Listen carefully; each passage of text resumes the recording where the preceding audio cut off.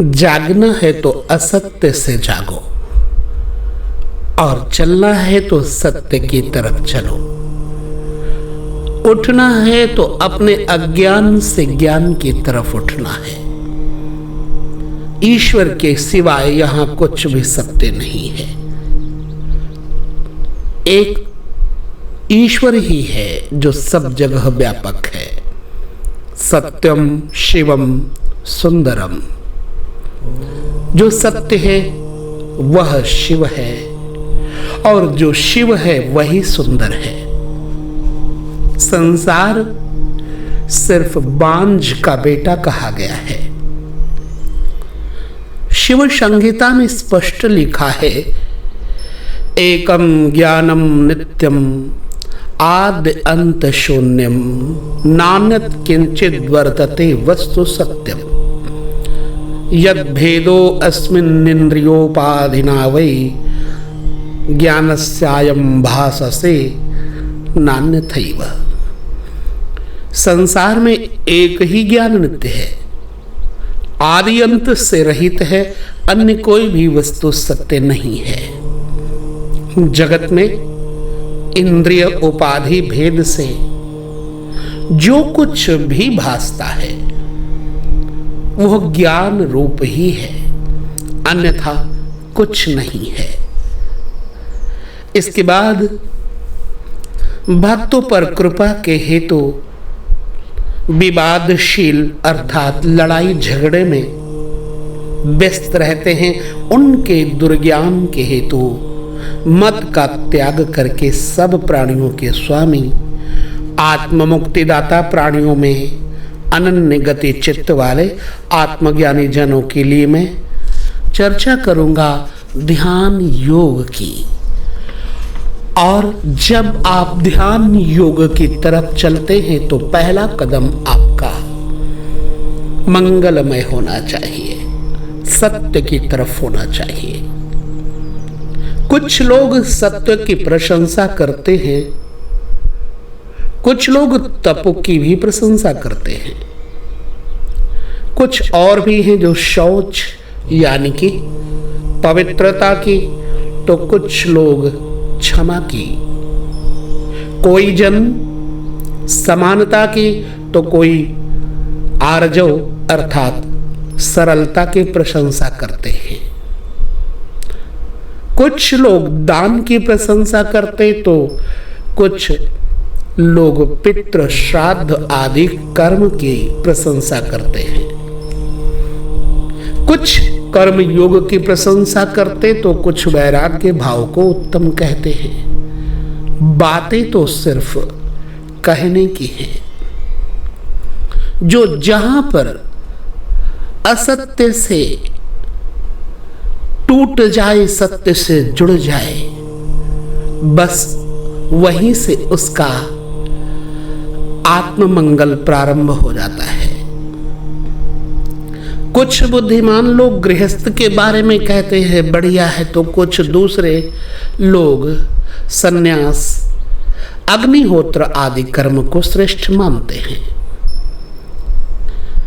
मंत्र योगम प्रशंसन्ति केचित् तीर्थानुसेवनम एवं बहुनुपायास्तुम प्रवदन्ति विमुक्तये। शिव संहिता में कहा गया है कि कोई मंत्र योग आदि की प्रशंसा करते तो कुछ जन तीर्थों का सेवन पुण्यदायी मानते हैं। सत्य क्या है? इस प्रकार मुक्ति के लिए बहुत से उपायों के बारे में हमारे विद्वानों ने शास्त्र के द्वारा भी बताया है। इस प्रकार संसार में करणीय अकरणीय कर्मों को जानने वाले लोग पाप कर्मों से मुक्त होकर भी मोह भाव विशेष को ही प्राप्त होते हैं। ऐसा क्यों? जो मनुष्य पाप पुण्य वाले इस मत में आश्रित होकर रहता है वो इसी संसार में पुनः पुनः जन्म मृत्यु की परंपरा में ही भ्रमण करता रहता है। एतन मतावलंबी यो लब्ध्वा दुरित पुण्य के भ्रमतीत्यवशः सोत्र जन्म मृत्यु परंपरा। कुछ बुद्धिमानों में श्रेष्ठ और गुप्त विषयों के देखने में तत्पर रहने वालों के द्वारा ऐसा जाना जाता है कि आत्माएं बहुत है, नित्य है, सर्वव्यापक है, ऐसा कहा जाता है। जो जो प्रत्यक्ष विषय है उससे अन्य कुछ नहीं है, तथा स्वर्ग आदि भी कहाँ है। स्वर्ग का तात्पर्य क्या है? अर्थात नहीं है, ऐसा भी कुछ लोग मन वाले कहते हैं। ज्ञान प्रवाह इत्यन्य शून्यम केचित् परम विदुः द्वावेव तत्त्वं मन्यन्ते परे प्रकृति पुरुषो। कुछ लोग ज्ञान प्रवाह ही सब कुछ है ऐसा कहते हैं, तो कुछ लोग शून्य को महत्वपूर्ण मानते हैं। अन्य लोग तो प्रकृति और पुरुष दोनों ही तत्व हैं ऐसा कहते हैं। परमार्थ से विमुख अत्यंत भिन्न मति वाले अन्य लोग तो अपनी स्वयं की बुद्धि और विश्वास के अनुसार ही संसार को मानते हैं। ऐसे लोग ईश्वर नहीं है ऐसा कहते हैं। अन्य लोग कहते हैं ईश्वर है। विविध प्रकार के भेदों से युक्ति पूर्वक स्थिरता से तत्पर होकर कहते हैं। विविध प्रकार के पहचान भेद अन्यान्य मुनियों ने शास्त्रों में कहे हैं। ये सभी मोह विशेष में डालने वाले हैं। अब मोह कैसे जाएगा? यह विवादशीलों का मत वर्णन करना बड़ा असंभव है, क्योंकि सब जन मुक्ति मार्ग से दूर अर्थात बहिष्कृत होकर इस संसार में भ्रमण करते रहते हैं। पुनः पुनः समस्त शास्त्रों को देखकर और विचार कर ऐसा लगता है कि केवल और केवल भगवान शिव के वचन योग शास्त्र ही सर्वश्रेष्ठ है, ऐसा शिव संहिता में है। यस्मिन् ज्ञाते सर्वमिदं ज्ञातं भवति निश्चितं तस्मिन् परिश्रमः कार्यः किमन्यच्छास्त्र भाषितम्। याद रहे, जिसके जानने पर सब कुछ निश्चित और ज्ञात हो जाता है। जिस ईश्वर को जानने के बाद कुछ जानना नहीं बाकी रहता है, उसी में श्रम करना चाहिए। इसी को पुरुषार्थ कहते हैं। अन्य शास्त्रों में समय बर्बाद करने की कोई आवश्यकता नहीं है। गोपनीय है योग शास्त्र, वेद, कर्मकांड और ज्ञान कांड। इस भेद से दो प्रकार का भी कहा गया है। तीसरा उपासना कांड भी है। अब कौन सा कांड सत्य है और कौन सा कांड असत्य है, यह सब वाणी और भाषा पर निर्भर करता है। कर्मकांड निषेध और विधि भेद से दो प्रकार का है, अर्थात निषिद्ध कर्म को करने से निश्चित रूप से पाप होता है, तथा विधि पूर्वक कर्मों को करने से अवश्य ही पुण्य की प्राप्ति होती है। शास्त्र प्रमाण को सत्य माना गया है। कर्मकांड के अनुसार ऐसा है। विधि को तीन प्रकार का कहा गया है। एक नित्य, दूसरा नैमित्तिक और तृतीय सकाम। नित्य, नैमित्तिक तथा सकाम। सकाम कर्म उसे कहते हैं जो किसी स्वार्थ सिद्धि के लिए, उपासना के लिए कर्म किया जाए अथवा जगतीय कर्म किया जाए। एक नित्य कर्म है जो हमें करना पड़ता है।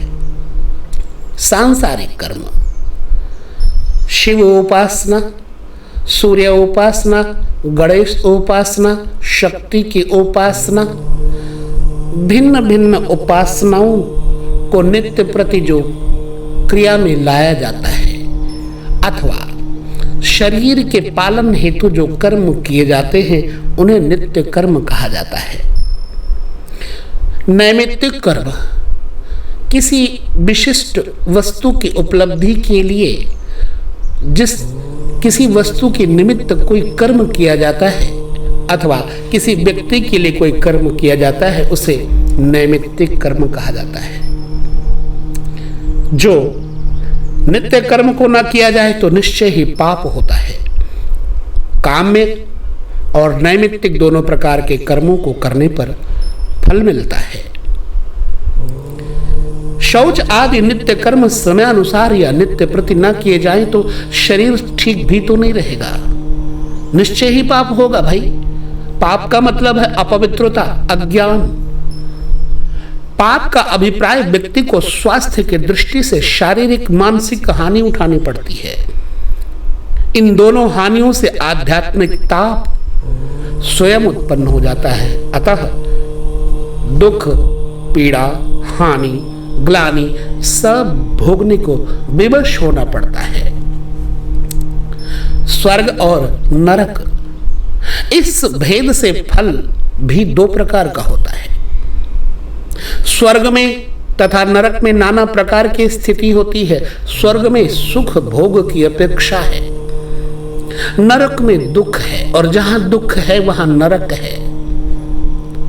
पुण्य कर्म में स्वर्ग और पाप कर्म में नरक। इस प्रकार सृष्टि कर्म से बंधी हुई, अन्यथा कुछ भी नहीं है। पुण्य कर्माणि वै स्वर्गो नरकः पाप कर्मणि कर्म बंधमयी सृष्टि नान्यथा भवति ध्रुवम। स्वर्ग में प्राणियों के द्वारा नाना प्रकारीय सुख अनुभव किए जाते हैं, और नरक में भी तरह तरह के दुख भोगे जाते हैं। पाप कर्मों के कारण दुख और पुण्य कर्मों के कारण सुख मिलता है। अतः सुख चाहने वाला निश्चय ही विविध प्रकार के पुण्य कर्म किया करता है। पाप भोगावसाने तो पुनर्जन्म भवेत् खलु पुण्य भोगावसाने तो नान्यथा भवति ध्रुवम। पाप कर्मों का फल भोगने के बाद निश्चय ही दूसरा जन्म होता है, पुण्य भोग के बाद अन्यथा नहीं होता। स्वर्ग में भी परिस्त्री दर्शन से निश्चय संभोग की अप्राप्ति रूपी दुख ही प्राप्त होता है। भोग क्या है? दुख है। भोग सुख का हो या दुख का हो, भोग ही होता है। सुख भोग में आनंद मिलता है, कदाचित क्षणिक आनंद। दुख भोग में दुख, रुदन, आंसू इत्यादि मिलते हैं। इस भवाटवी को ही नरक कहा जाता है। इसलिए संसार में सब दुख ही है, इसमें कोई संशय नहीं है। तो तत्कर्म कल्पकैः प्रोक्तम पुण्यम पाप मिति द्विधा पुण्य पाप मयो बंधो देहि नाम भवति क्रमात्। तो उस कर्म के विषय में कल्प सूत्र आदि में पुण्य और पाप दो ही कहे हैं। पुण्य पाप रूपी बंधन ही देहधारियों को बार बार आवागमन के लिए मजबूर कर देते हैं। अतः इस जगत में सब फलों की इच्छा तथा कर्मों को त्याग देना चाहिए। नित्य नैमित्तिक कर्म में भी आसक्ति कहते हैं संग को, मोह को त्याग कर योग में प्रवृत्त होना चाहिए। कर्म कांड से महात्म्यम ज्ञात्वा योगी त्यजेत सुधि।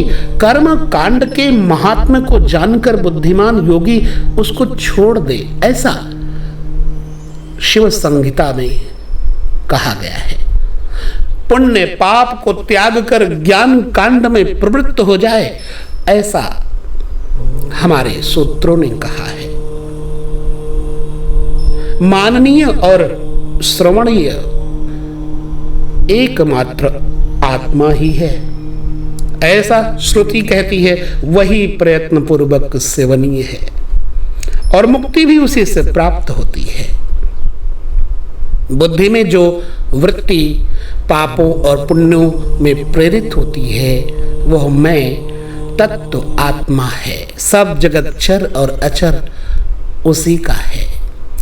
सर्वं च दृश्यते मत्तः सर्वं च मयि लीयते न तद्भिन्नो अहम अस्मि मद्भिन्नो न तो किंचन। सब संसार अहम तत्व से ही दृश्यमान है और अहम तत्व में ही लीन हो रहा है। न मैं उससे भिन्न है न अहम तत्व से भिन्न कुछ है।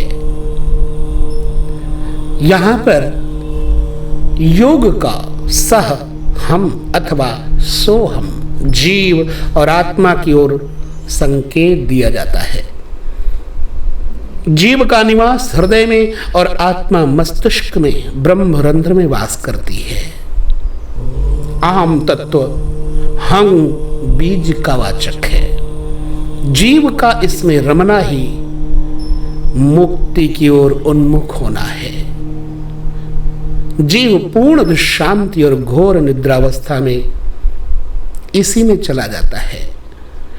इसी शांत स्वरूप आत्मा से ही अहम का अभिप्राय है। यह आत्मा ही परमात्मा है। जिस प्रकार एक सूर्य का असंख्यत्व प्रतिबिंब जलपूर्ण, जैसे सूर्य एक ही है परंतु 10 घड़ों में यदि जल भरा हुआ हो, उस जल में प्रतिबिंब 10 गिनती में दिखाई पड़ते हैं सूर्य, तो क्या यह भिन्नता है? सत्य में नहीं है। उसी प्रकार आत्मा अनंत यानी कि अनेक नहीं है, एक है। जिस प्रकार एक सूर्य का असंख्यत्व प्रतिबिंब जलपूर्ण भिन्न भिन्न असंख्य जलपात्रों में प्रतीत होता है, एक का ही असंख्यत्व होता है, उनमें कोई भेद नहीं होता। जिस प्रकार उपाधि भेद से जलपात्रों की संख्या से सूर्य का भिन्न भेद होता है, उसी प्रकार आत्मा भिन्न भिन्न शरीरों में भी भेद प्रतीत होता है, जबकि आत्मा एक है। जिस प्रकार यथैकः कल्पकः स्वप्ने नाना विधि त एष्यते जागरे अपि तथा पेकस तथैव बहुधा जगत। जैसे स्वप्न में एक कल्पना नाना रूप से कही जाती है, उसी प्रकार जागृत अवस्था में भी जगत नाना प्रकार से प्रतीत होता है।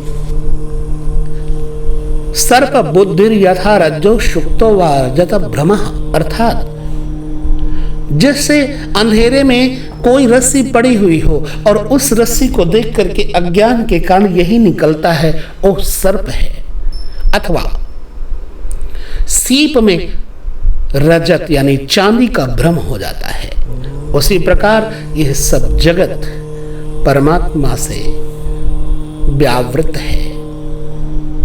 जब रस्सी का ज्ञान हो जाता है तो उसमें सर्प भ्रम व्यर्थ हो जाता है। उसी प्रकार आत्मज्ञान से ये मिथ्या जगत का भ्रम भी दूर हो जाता है। अतः आत्मज्ञान सर्वश्रेष्ठ है, सर्वोपरि है। सीपी को भी जैसे निश्चित रूप से जान लेने से चांदी का भ्रम खत्म हो जाता है, उसी प्रकार आत्मज्ञान से जगत वस्तु की भ्रांति भी दूर हो जाती है। यहाँ जगत नाम की कोई वस्तु नहीं है, सिर्फ शिव है। कभी कभी किसी व्यक्ति को पीलिया हो जाए तो उसे सफेद वस्तु में भी पीलापन नजर आता है। ठीक उसी प्रकार से जिसके अंदर अभिमान अहंकार भरा होता है और उसी के हिसाब से उसको जगत दिखाई पड़ता है। जब ज्ञान आ जाता है तो उस व्यक्ति को वही चीज सफेद दिखाई देने लगती है। अर्थात तीनों कालों में जिस प्रकार रस्सी सर्प नहीं हो सकती, वैसे ही आत्मा भी सांसारिक नहीं अपितु गुणातीत और निरंजन है। इंद्र आदि देवता नित्य नहीं है, ये सब अनित्य है, नाशवान है, अर्थात ये ईश्वर नहीं है। आत्मबोध के द्वारा शास्त्र से ऐसा विनिश्चय हो जाता है। भौतिक इंद्र पद आदि का उपभोग करने वाले इंद्रादि देवताओं से यहां पर एक ही प्रयोजन है।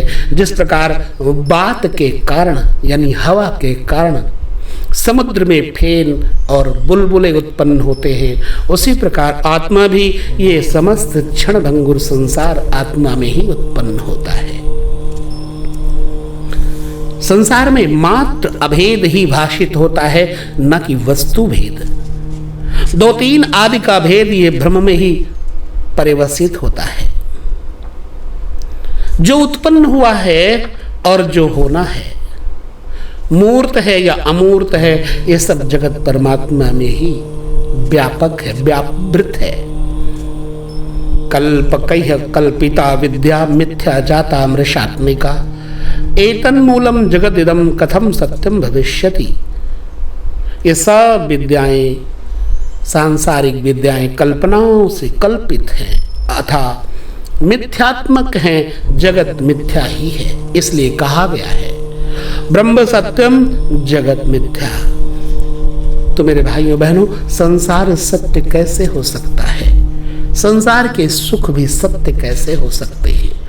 अर्थात संसार सत्य नहीं है, सत्य केवल आत्मा है, ब्रह्म है, शिव है। बस इतना जानना ही श्रेयस्कर है, बाकी सब अज्ञान है, अभिमान है। इसलिए इस सूत्र को लेकर के हम पुनः आगे उठो जागो चलो के माध्यम से आपको ले चलेंगे। जिन साधकों को ध्यान योग का आनंद लेना है, वो साधक इसमें अवश्य ही ध्यान पूर्वक प्रविष्ट हो सकते हैं और उन्हीं को यह आनंद प्राप्त हो सकता है। तो इसलिए चलें ईश्वर की ओर, चलें आत्मा की ओर, चलें शिव की ओर। जितना जितना हम सत्य की तरफ जाएंगे, उतना ही उतना असत्य यानी अंधकार विलुप्त होता जाएगा और शांति का पथ प्रशस्त हो जाएगा। ओम शांति शांति शांति।